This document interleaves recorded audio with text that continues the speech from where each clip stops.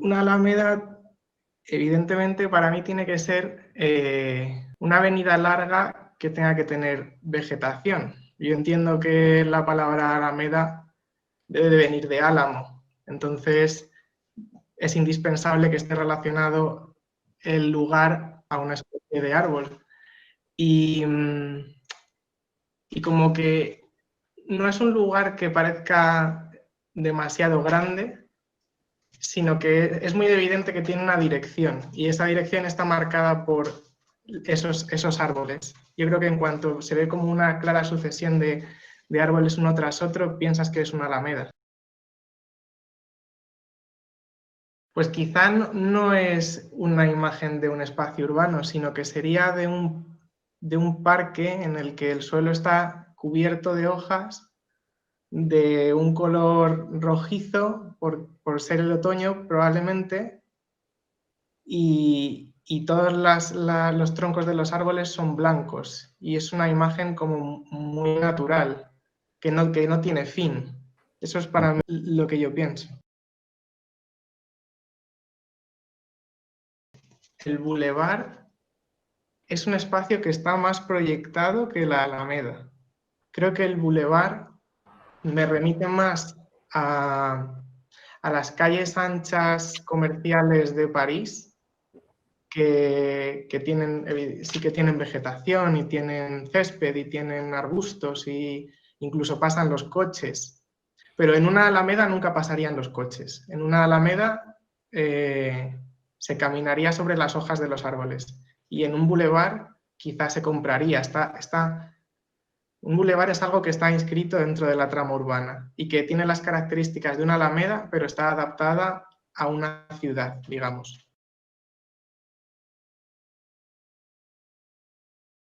Es indispensable la linealidad y la vegetación. Y sí, esos dos. Mira, estoy pensando ahora, con respecto a lo que me has dicho de Alameda y Boulevard, en la avenida de Unter den Linden de Berlín, la que da me parece que da a la Puerta de Brandenburgo, que es una avenida que tiene a los dos lados, está plagada de un árbol que llaman tilo, no sé cómo lo llaman ahí, ni siquiera sé si se dice así en mi país, y está plagada de esos árboles. Entonces, cuando en la Segunda Guerra Mundial, bueno, anteriormente, cuando Hitler llegó al poder, los mandó cortar todos los árboles para clavar estacas con las banderas del partido donde estaban los árboles anteriores. Entonces, al eliminar la vegetación, casi convierte una cosa en la otra, porque se volvió un espacio que era totalmente desprovisto de eso que entendemos como alameda y lo separa de bulevar, la frondosidad, el andar a pie, más que el pasear con un carruaje por un sitio donde quizá la vegetación está más separada. Me viene esa diferencia a la cabeza, fíjate.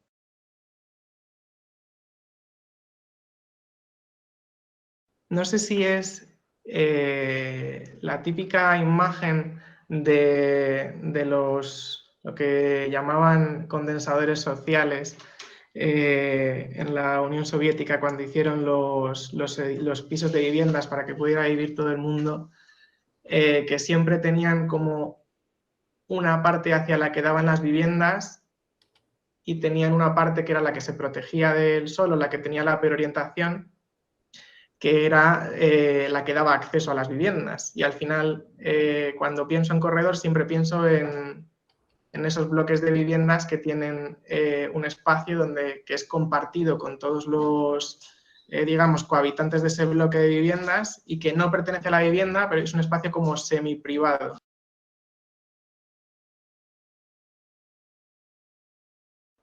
Tienen similitudes y pueden pretender espacios muy parecidos, porque el corredor, según lo pienso yo, que es un espacio que está antes del espacio principal, digamos, el corredor del claustro, al final es un espacio que es reducido, que nunca va a tener más ancho que el propio claustro, porque entonces ya deja de ser corredor, tiene que ser un espacio siempre lineal y que mira a otro espacio, digamos que en el tuyo sería el patio del claustro, y en el mío sería la vivienda. Quizá la diferencia es que en el mío da un espacio cerrado y en el tuyo da un espacio abierto.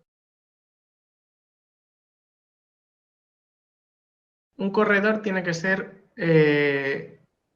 un lugar estancia, o sea, de una estancia temporal que se recorre, que fíjate, yo siempre cuando intento buscar una definición en mi cabeza, siempre intento remitirme, en el glosario me sucede, siempre intento remitirme al origen de esa palabra. Y corredor a mí me lleva a recorrer, lo cual tiene que ser un lugar o tiene que ser un espacio que se recorre para llegar a otro espacio.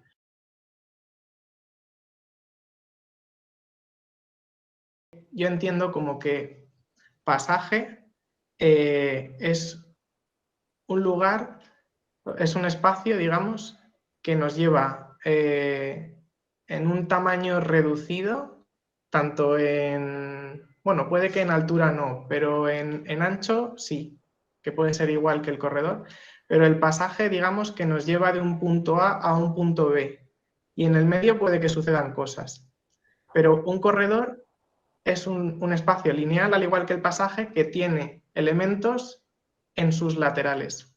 Digamos que si tú te sitúas en un corredor de frente a la linealidad del espacio, a la derecha tienes un lugar y a la izquierda tienes otro lugar que se pueden determinar como espacios. Digamos, cuando yo estaba pensando en el corredor de las viviendas sociales, siempre tengo a la derecha mi casa y a la izquierda la calle. Y cuando tengo un pasaje, tengo enfrente el final y lo que ocurre a la izquierda y a la derecha no causa una influencia directa sobre el espacio que yo pienso como pasaje.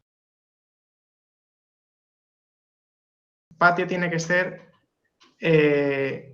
un lugar encerrado en sí mismo. Tiene que ser, me sucede siempre cuando encuentro imágenes cuando intento buscar imágenes en la arquitectura, es que siempre encuentro referencias muy cercanas y muy cotidianas. Para mí el patio es el sitio donde se toma el sol, se descansa, hay un árbol plantado, tienes una taza de té y lees el periódico, por la mañana te sales a desayunar o por la tarde o haces una comilona donde está la barbacoa. Eso es el patio para mí. ¿Sabes el lugar? Si me dices patio y tengo que visualizar una imagen en la arquitectura, sería el patio de las Corralas madrileñas, que es el lugar por donde los edificios antiguos de Madrid antiguo suelen ser manzanas cerradas y en el medio tienen un vacío hacia donde la gente sale y normalmente se entra por ahí al edificio. Y es donde la vida social. Esa es la imagen que me viene a mí a la cabeza si tengo que ponerme a pensar en una imagen de patio. Para mí un patio tiene una condición que es determinante y que no puede ser evitada, que es que está enclaustrado, que está, digamos, delimitado por un perímetro, que ese perímetro vuelca hacia él, de alguna manera, ya sea a través de ventanas o a través de una galería o lo que sea, pero siempre un patio es un espacio que está delimitado dentro de otro espacio. No, digamos que no está delimitado dentro de un perímetro, porque si estuviera delimitado dentro de un perímetro no se podría llamar patio. Tiene que ser que ese perímetro sea útil y contenga espacio, y dentro de ese perímetro que es útil y contiene espacio hay un vacío. Ese vacío es el patio.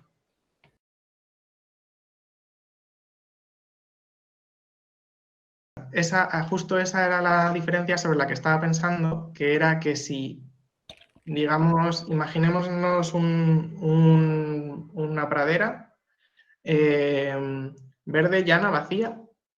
Si en esa pradera existe un muro que delimita un espacio y ese espacio está contenido de ese muro, sería un recinto, porque ese muro no contiene programa y lo único que está haciendo ese muro es separar. Pero cuando ese muro engorda y empieza a contener programa y ese programa que existe dentro de ese muro se relaciona con el vacío que hemos dejado dentro, eso es un patio.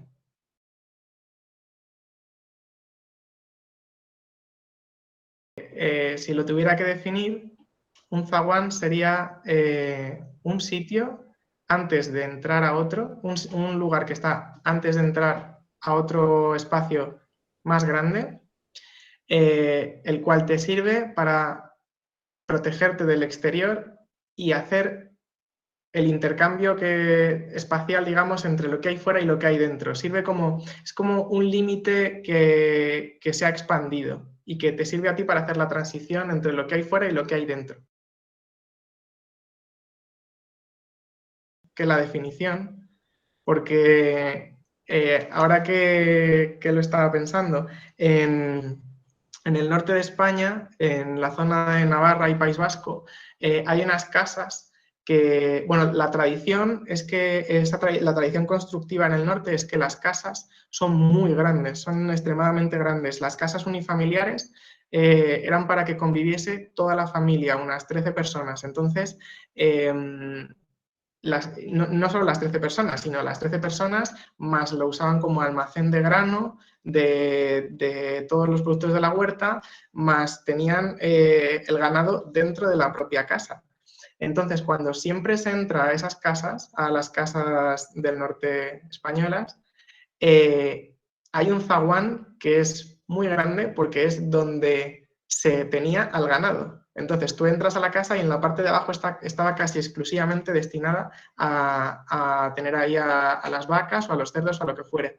Y entonces ese espacio en el que entras dentro de lo que llamamos la casa, pero que todavía no es la casa, para mí es el zaguán.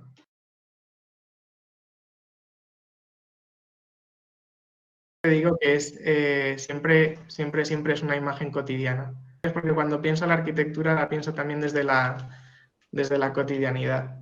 Y cuando pienso en un porche no pienso en otra cosa que en un lugar para resguardarse que está techado, y siempre pienso en una anciana o unos ancianos en una mecedora o haciendo bolillo, resguardándose del aire o mirando la calle o lo que fuere.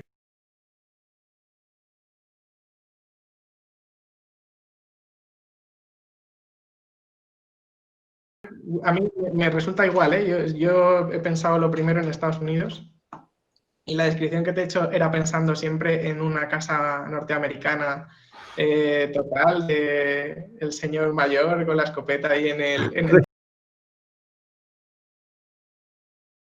Es un espacio propio de un lugar arquitectónico que se desarrolla hacia afuera de ese lugar, seguro, que tiene unos elementos que sirven para resguardarse. Sí, yo creo que esa sería la definición. Un espacio que se construye hacia afuera de la arquitectura con unos elementos que sirven para resguardarse.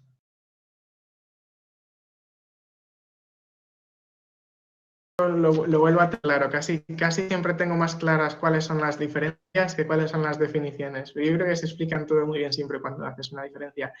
El zaguán siempre es hacia adentro del espacio y el porche siempre es hacia afuera del espacio. Los dos son espacios para guardarte y son dos espacios de transición, únicamente que uno está hacia adentro y otro está hacia afuera. Los usos del espacio que está hacia adentro han de ser necesariamente distintos a los usos del espacio que está hacia afuera por la propia condición de estar dentro o estar fuera.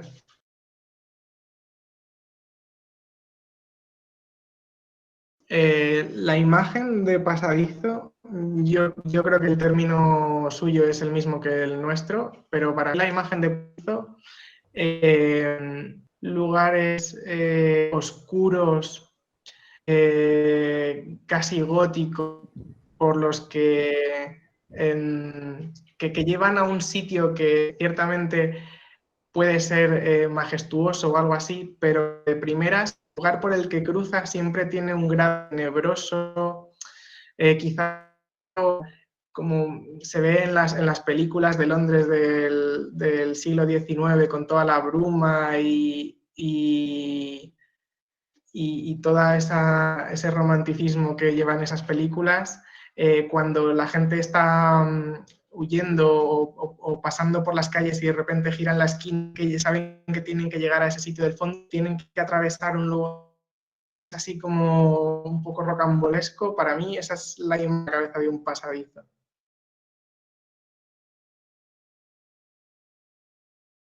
Entonces la definición de pasadizo sería un espacio de una muy larga, encerrado, estrecho, que nos sirve para llegar de un lugar que parece bastante amplio hacia otro lugar que también parece bastante amplio, pero que ese recorrido intermedio nos hace sentirnos un tanto incómodos o oprimidos.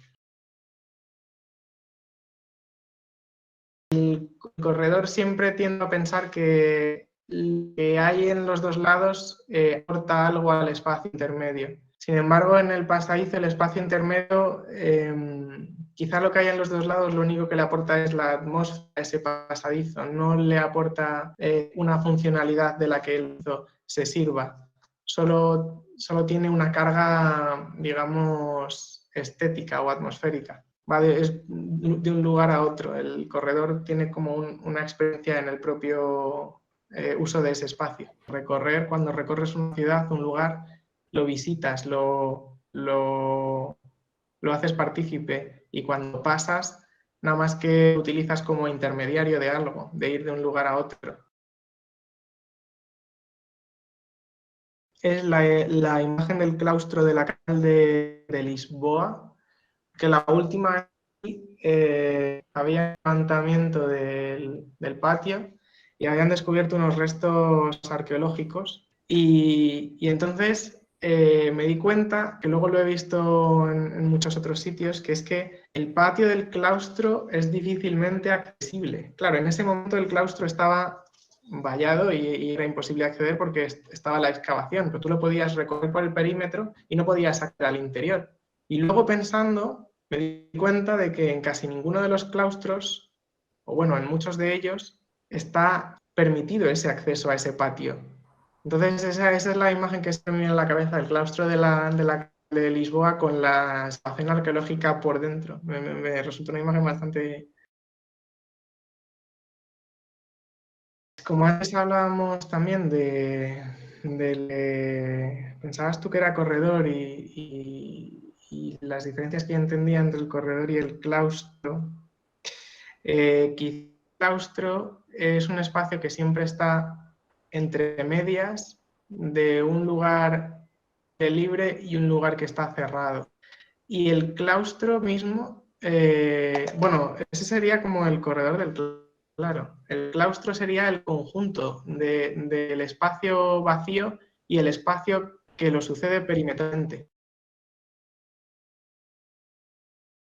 Esa diferencia es muy interesante. Vale, creo que son lugares de excavación. Digamos que al fin y al cabo el claustro es un patio, pero necesariamente el claustro ha de tener un perímetro que hace de inicio entre lo de dentro y lo de fuera. Y el patio no necesita de tener lo que los japoneses me parece que llaman gawa, ¿no? Digamos que el patio son dos elementos que tienen similitudes, y yo diría de seguro que el claustro es un patio interior, pero necesariamente creo que el claustro ha de tener un perímetro que sirve de espacio intermedio entre lo que hay dentro y lo que hay fuera, digamos, entre el interior y el exterior, que es lo que tenemos siempre en mente de ese espacio portico de los monasterios o de las iglesias, que da ese espacio dentro. Creo que el patio no ha de tener necesariamente ese espacio intermedio. Pues la calle siempre ha de ser necesariamente, yo creo, la la calle de la ciudad donde vives. La calle no es un espacio arquitectónico como tal, sino que es un espacio social y está construido a través de las relaciones que existen en la ciudad donde vives. Entonces, cuando piensas en calle, necesariamente tienes que pensar en el semáforo, alguien cruzando la acera o si es peatonal, gente recorriéndola, los bares, el food truck. Esa es la vida, ese es el espacio doméstico fuera.